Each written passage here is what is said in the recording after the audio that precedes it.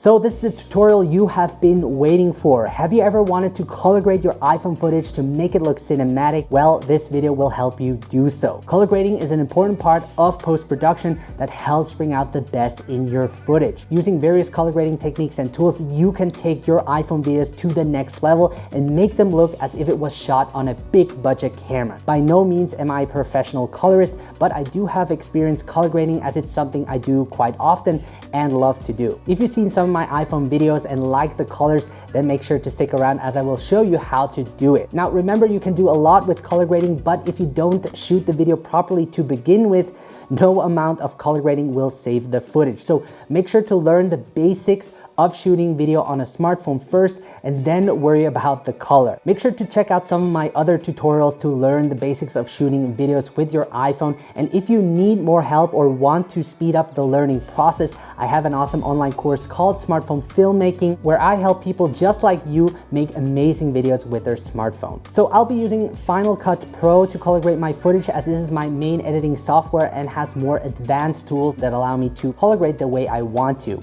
If you're using a different editing software, don't worry, most of the techniques I'll be showing you can still be applied. So with that said, let's get started. So we're gonna start off by color grading this first clip over here. As you can see, it's completely blown out, and that is because it is recorded in HDR, and I'm currently editing this project in an SDR timeline. So what we have to do is convert this HDR clip into SDR. Just type in the search HDR tool, and then drag it on top of the clip.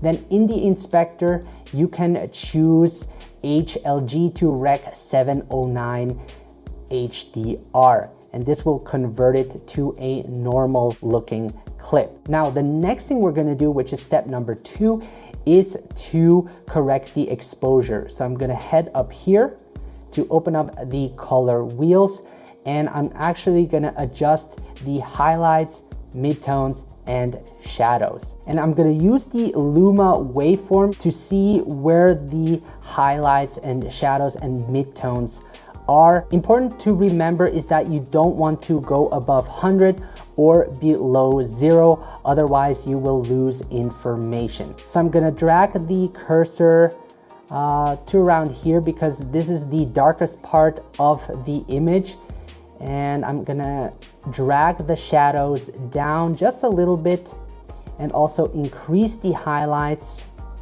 like so, and bring down the midtones a bit to make the image pop more. I really just make small adjustments, and the next thing I'll be doing is correcting the white balance. And white balance is the process of adjusting the colors in your footage so they look natural. I feel like the image is a bit too warm, so I'm actually gonna drag the highlights away from the warm tones, introducing a little bit of blue into the highlight. And that is about it. Now, as you can see, in most cases, the iPhone does a great job of finding the white balance for you, but sometimes it does need a little bit of help. So I do adjust the temperature a bit to make sure that it looks like how I shot it. Now I can see that there's a lot of red in this image. You can see that when I open the vector scope. As you can see, it's oversaturated.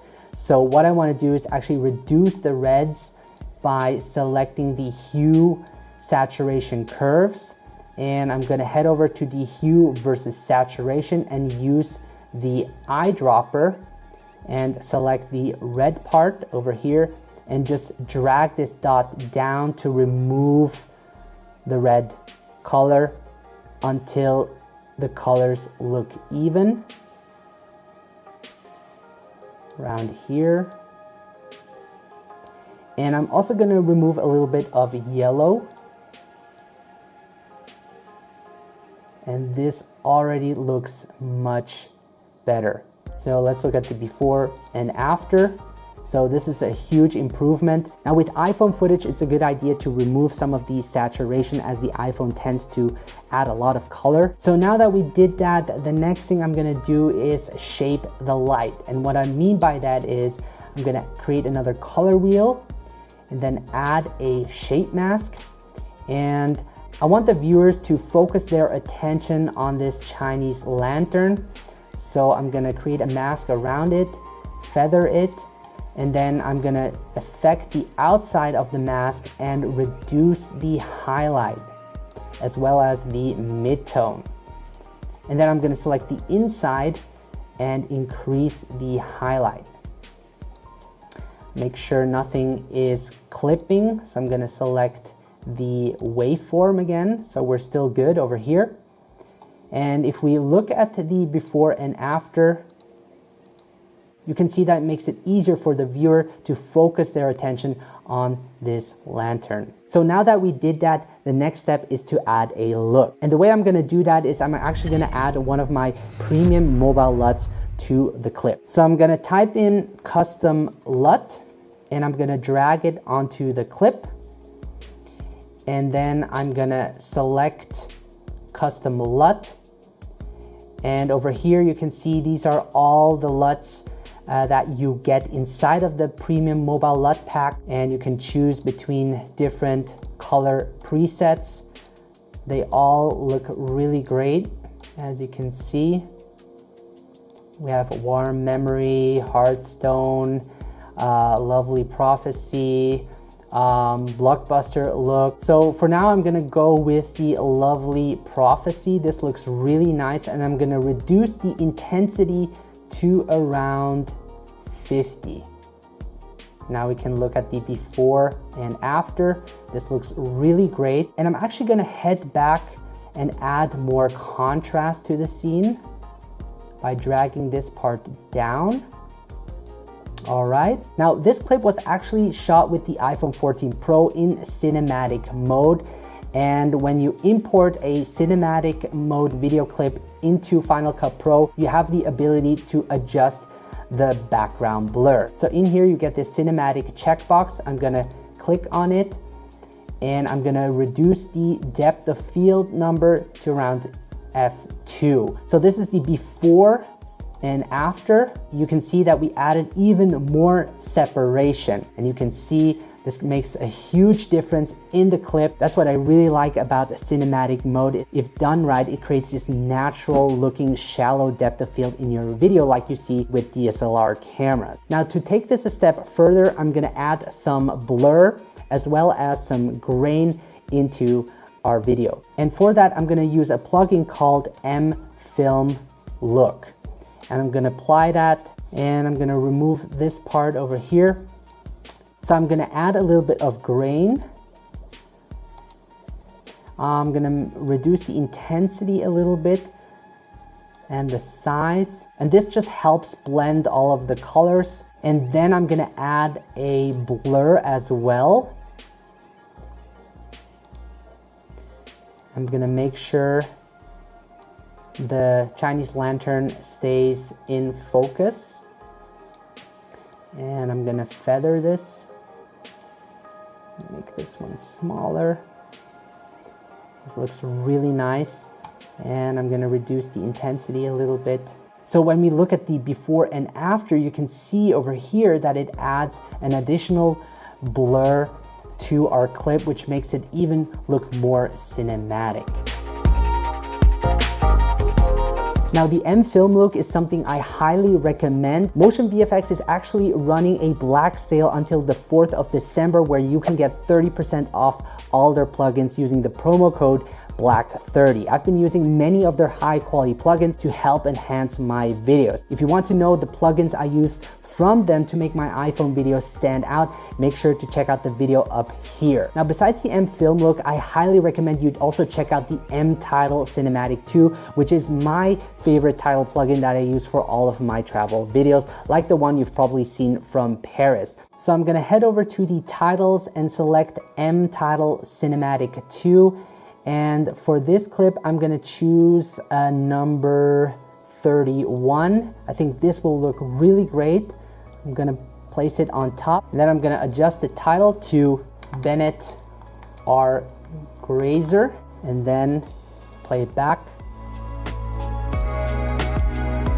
It just looks like a movie. So make sure to take advantage of this sale as it only comes once a year, and from my experience, is definitely worth getting. If you have clips that were shot in the same environment with the same light and all, you can actually copy these attributes to the other clips as well, which will save you a lot of time. So let me show you how I would do it. So these two clips were also shot at the exact same spot, and then head over to edit.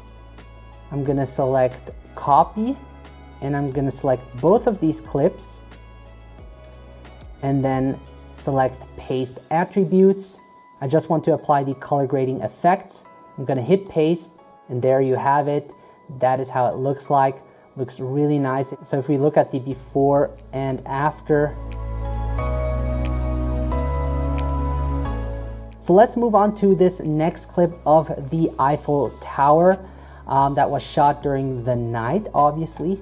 This was just shot in SDR using Filmic Pro. And I'm gonna start off again by adjusting the exposure. So I'm gonna open up the waveform, make sure nothing is clipping, so there's not much to be done. I can drag the shadows down just a little bit because I don't need the details in the shadows anyways. And I'm gonna pull down the midtones as well. Then the next thing I'm gonna do is also correct the white balance. So I'm gonna add another color wheel, and I'm gonna drag the highlights towards the blue, make it a little bit cooler, as well as the midtones and the shadows. So just push everything more, make everything a little bit more cooler. And let's look at the before and after. This looks better. I'm gonna even drag the highlights more towards the blue, as well as the midtones and shadows. Okay, let's now look at the before and after. This looks way better. Now that we have adjusted our white balance, I'm now also gonna check the colors using the vector scope. So there's a lot of orange over here, so I'm gonna open up the hue versus saturation. I'm gonna use the color picker and select this part and just reduce some of the orange just a little bit. So the next thing I'm gonna do is shape the color. So I'm gonna add another color wheel, and I want the audience to focus their attention on the Eiffel Tower. Gonna feather this a bit more. And then I'm gonna select the outside of the mask, drag the highlights down, as well as the midtones. And I'm gonna select the inside of the mask and just increase the highlights a little bit. Okay, let's look at the before and after. Looks way better, right? The next thing I'm gonna do is add the M film look. And what I'm gonna do is add a vignette to help focus the attention more towards the Eiffel Tower. And I'm gonna feather it and adjust the intensity.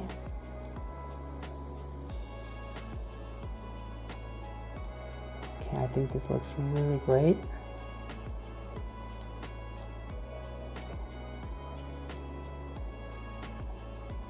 All right, and then I'm also gonna add some grain.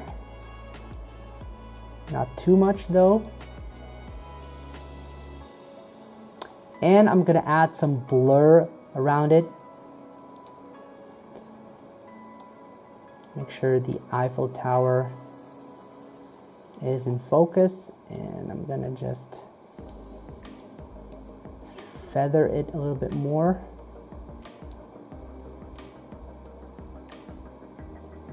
Yes, this looks really good. And what I'm also gonna add is a lens flare, since we also have a light source. And to do that, I'm gonna select this one over here, and I'm gonna drag it towards the street lamp. And reduce the intensity. I can also use the inspector to do so. So I'm gonna reduce the intensity over here, not make it too obvious. I'm gonna change the hue to a more of a white. And I'm gonna reduce the intensity a little bit more. So let's now look at the before and after. This is how it looked like before, and this is with everything applied. It looks really great. Let's now also apply a title. Let's see, maybe we can go for this one. Let's make it all capital letters, Paris. Let's play it back. Nice. And the last thing we're gonna do is add one of my mobile LUTs. I almost forgot that. So I'm gonna disable the title for now, and I'm gonna type in custom LUT. I'm gonna drag it on top of the clip, and then I'm gonna choose blockbuster look. I think this looks really nice. I'm gonna reduce the intensity to around 60. There you have it. This is the before and after. Huge difference, nice color separation. I'm now gonna enable the title. Let's play it back. That looks really nice. Let's move on to our last clip, which is a clip I shot in Portugal of a boat sailing. And first of all, I'm gonna apply the HDR clip and convert it to an SDR. And I'm also gonna bring up the Luma waveform so I can start adjusting my exposure. I'm gonna actually reduce the shadow. I don't mind if this is clipping. This is just this part over here. I don't mind if we're losing information in this part. And then I'm gonna increase the highlights as well, add some contrast. This looks nice. And let's now look at the colors. Vector scope, let's see. The colors look really good. What about the white balance? Let's see. I think this image looks a little bit too cool, so maybe we can add a little bit of warmth into the image, as well as in the mid-tones. Just want to make sure our whites look white over here. I think this looks good. Let's look at the before and after. Yes, this is way better. So the next thing I'm gonna do is focus the light. So I'm gonna create another color wheel, create a shape mask, place it around the boat. So, feather it, and then I'm gonna head over to the outside part, reduce the highlights, as well as the mid-tones. Let's now look at the before and after again.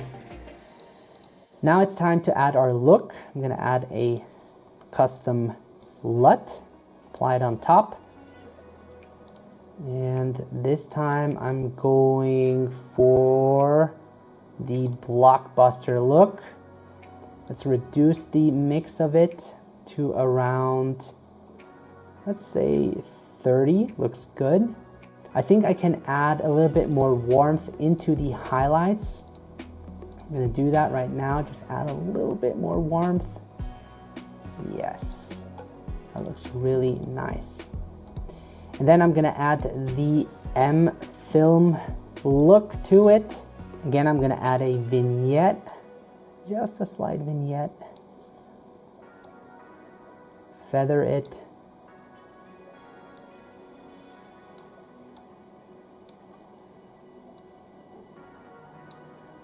So I got the before and after, looks nice.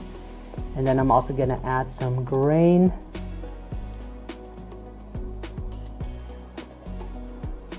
And a lens blur.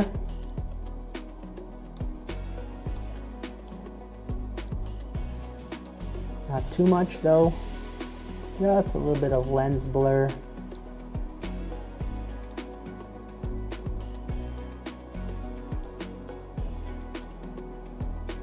Okay, so this is the before and after.